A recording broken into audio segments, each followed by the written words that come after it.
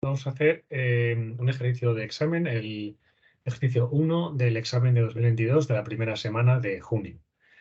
Este ejercicio es un ejercicio del tema 7 de semejanzas y homotecias, y es un ejercicio que, al contrario que otros que hemos hecho en las clases de este año y del año pasado, se mueve en un plano más abstracto. Los ejercicios de clase han ido más de figuras en las que uno veía la semejanza o la homotecia que tenía que trabajar y veía los puntos, veía sus imágenes y se iba construyendo una figura. En este caso vamos a movernos en un plano más abstracto y me ha parecido interesante hacer un ejercicio así para que haya más material disponible. Entonces, empezamos. El ejercicio consiste en dos triángulos, T y T', y dos semejanzas distintas, phi prima, aunque ambas tienen la misma razón K.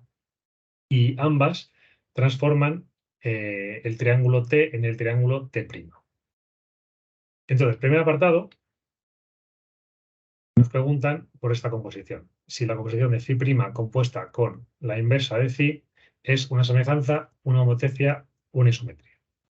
Vale, primero, ¿es una semejanza? Pues obviamente sí, porque si phi' son semejanzas, la inversa de phi también es semejanza. Sabemos que las semejanzas son biyectivas, la inversa es también semejanza. Y por tanto, la composición de semejanzas es también semejanza. O sea que la respuesta es prácticamente inmediata a partir de la definición. Otra forma de verlo sería decir que phi y phi', al ser semejanzas, son composiciones de una isometría y una homotecia. Por tanto, la composición de isometrías y homotecias que resultaría de componer phi y phi', pues también es semejanza. Es composición de isometrías y homotecias, por tanto semejanza. Vale, esto muy fácil. Luego, ¿es una homotecia? Pues en principio parecería que no tiene por qué. Y lo mejor para asegurarnos de que no es dar un contraejemplo en el cual se vea que no, que esto no tiene por qué ser así. Entonces, para hacer un contraejemplo, vamos a cogernos, como no nos dan ninguna restricción para la phi y la phi', salvo que sean diferentes, ni para los triángulos tampoco, podemos coger un caso súper simple en el que phi es la identidad, phi' es una reflexión de eje H, y luego los triángulos, ahora diré que es H, los triángulos T y T' son el mismo y son isósceles. Y H pues es una altura del triángulo.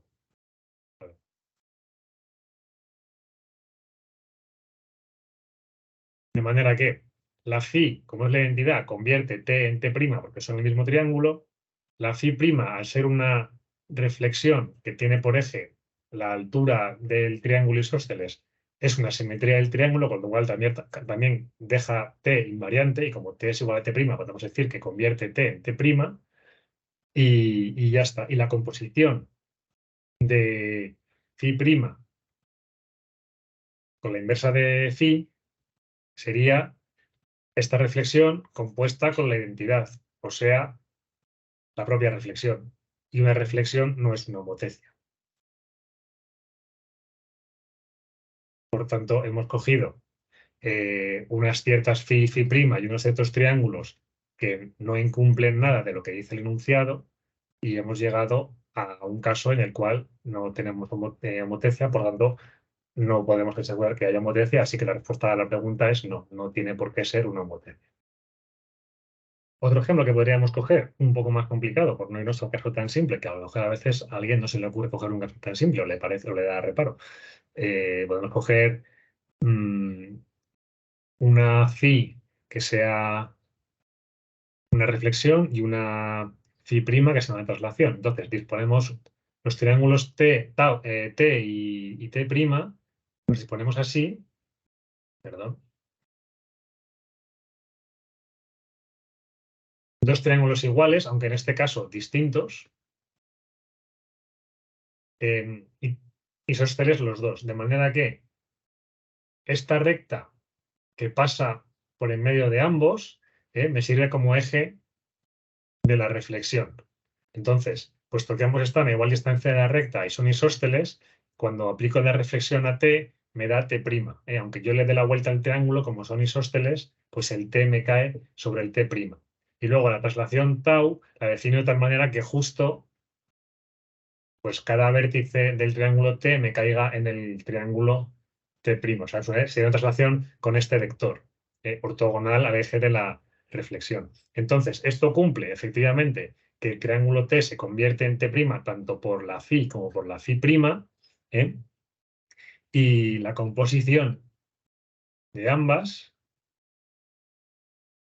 sería la composición de tau con la inversa de la reflexión es la primera reflexión, con lo cual sería la composición de tau y de sigma sub r, y esto, como los ejes, como el eje sigma sub r es ortogonal a la dirección de la traslación, esto será a su vez una reflexión. Esto lo hemos visto, se ha visto en algún ejercicio por ahí. Por tanto, recordemos que esto no es una homotecia tampoco, es una reflexión. Por último, ¿es la composición de phi' y de la inversa de phi una isometría? Bueno, pues vamos a ver. Lo que sí que nos decía el enunciado es que las razones son la misma para phi y phi'. Por tanto, la razón de phi' compuesta con la inversa de phi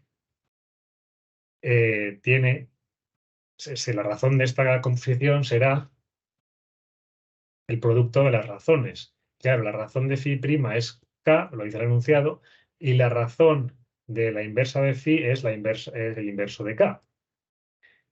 Por tanto, el producto de k por la inversa de k es 1. Así que si la phi' compuesta con la inversa de phi tiene como razón 1, significa que esto es una transformación que guarda las distancias, que conserva las distancias.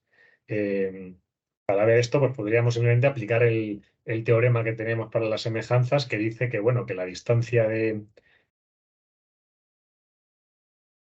las imágenes de dos puntos por la semejanza,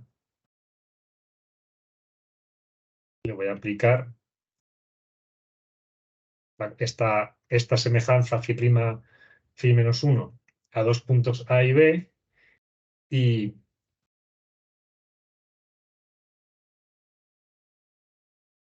esta distancia es igual a la distancia original entre los puntos A y B multiplicada por la razón.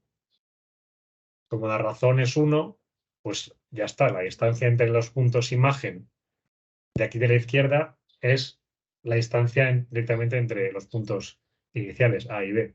Por tanto, esto es una transformación que guarda distancias y que, como es semejanza, es biyectiva. Por tanto, es isometría. La composición esta es biyectiva y conserva distancias. Como hemos visto, gracias a este teorema, que es un teorema válido para cualquier semejanza. Así que podemos asegurar que es isometría. Y ya está, hemos terminado con este apartado.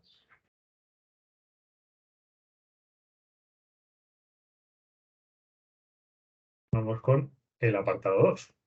Fijaros, el apartado 1 ya está, hemos respondido a las 3 preguntas.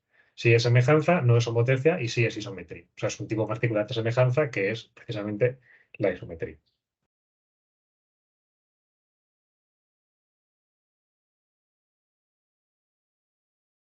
El apartado 2 nos pregunta ahora por los triángulos. A ver si estos triángulos han de cumplir alguna condición, en particular si han de ser equiláteros, isósceles o ninguna de las dos. Entonces, partimos de que, como hemos demostrado en el apartado anterior, que para algo lo hemos demostrado, o sea que en general ya sabéis que hay que utilizar los resultados de los apartados en los apartados siguientes, partimos de que la composición esta es isometría. Y ahora vamos a utilizar el dato de que las dos semejanzas phi y phi' convierten el triángulo T en el triángulo T'. Este dato, evidentemente, hay que utilizarlo ahora para hablar de los triángulos. Entonces, vamos a ver qué pasaría si aplicáramos esta composición pues, al triángulo T'. Cojo el T' porque yo sé que phi convierte T en T'. Como aquí tengo la inversa de phi, pues aplico la inversa de phi a T', Y yo sé que esto me va a dar, esto sé que es t, porque phi de t es t'. Como esto es biyactiva, pues esto me da t. Y ahora phi' de t me da t', con lo cual ya está. Hemos obtenido que la imagen de t' por esta composición es el propio t'. ¿eh? Por tanto, si t' es invariante por esta isometría,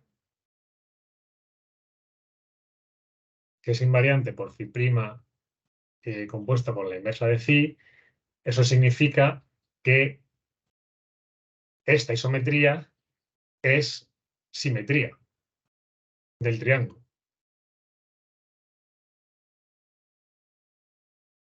¿Vale? Entonces, ahora hay que recordar cuáles eran las simetrías de los triángulos y en qué casos se daban. Y la cuestión es que para que un triángulo tenga simetrías que no sean la identidad, tendrá que ser un triángulo isósceles o equilátero.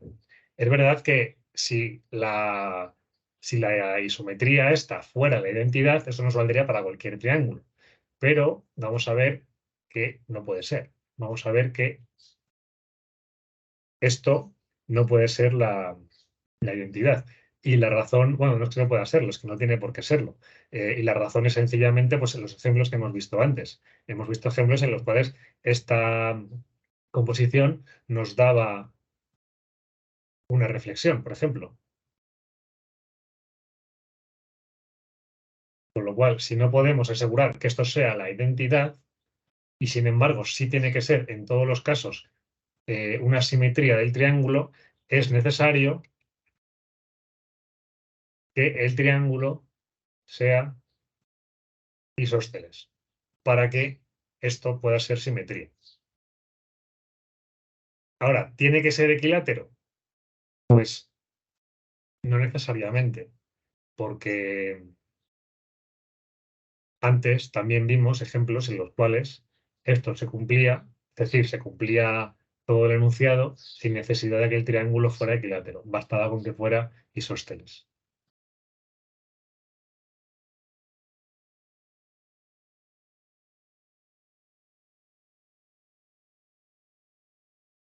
O sea que para este apartado y para este nos referimos al ejemplo anterior que ya hemos dado. Si no, pues pondríamos un ejemplo ahora. Diríamos, puede ser, no tiene por qué ser equilátero y ya está. No tiene por qué ser la identidad. Y buscaríamos un ejemplo en el cual no lo sea. Con eso nos valdría. Fijaos, sin embargo, que los ejemplos antes, obviamente, en ambos hemos necesitado, sin darnos cuenta, pero nos ha salido así intuitivamente, hemos necesitado que el triángulo fuera isósceles. Y nada, ya está. Es el ejercicio.